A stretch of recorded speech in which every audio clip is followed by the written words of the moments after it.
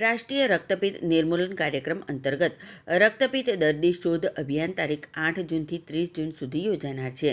ત્યારે અંકલેશ્વર તાલુકા કક્ષાના રક્તપિત્ત દર્દી શોધ અભિયાનનો અર્બન હેલ્થ સેન્ટર ખાતેથી નગરપાલિકાના ઉપપ્રમુખ વિરલ મકવાણા, તાલુકા આરોગ્ય અધિકારી ડૉક્ટર સુશાંત કઠોરવાલા અને પાલિકાના સભ્યોની ઉપસ્થિતિમાં પ્રારંભ કરવામાં આવ્યો હતો। આ પ્રસંગે આશા બહેનો અને નાગરિકો ઉપસ્થિત રહ્યા હતા અને રક્તપિત્ત દર્દી શોધ અભિયાન અંગે જનજાગૃતિ કરવામાં આવે અને અભિયાન દરમિયાન રક્તપિત્તના શંકાસ્પદ લક્ષણો જેવા કે શરીર પર સંવેદના વિનાના ડાઘ, હાથ પગમાં શૂન્યપણું, ચેતાઓ જાડી થવી તથા અન્ય લક્ષણો અંગે માહિતી આપવામાં આવે તેમજ રક્તપિત્ત રોગની સમયસર ઓળખ અને MDT સારવારથી સંપૂર્ણપણે મટી શકે છે, જે અંગે સમજણ આપી હતી। શંકાસ્પદ લક્ષણો જણાય તો નજીકના સરકારી આરોગ્ય કેન્દ્રનો સંપર્ક કરવા અપીલ કરવામાં આવી હતી।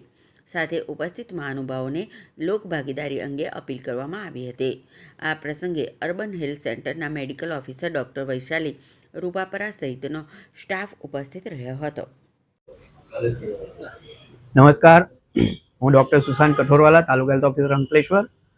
આજ રોજ તારીખ 8 જૂનથી 30 જૂન સુધી લેપ્રસી કેસ ડિટેક્શન કેમ્પેનનો શુભારંભ કરવામાં આવ્યો છે, જેમાં નગરપાલિકાના ઉપપ્રમુખ શ્રી વિરલબેન, સભ્ય શ્રી ભાવેશભાઈ અને વિનયભાઈ આપણા ઉદ્ઘાટન કાર્યક્રમમાં અર્બન હેલ્થ સેન્ટર પર ઉપસ્થિત રહ્યા છે।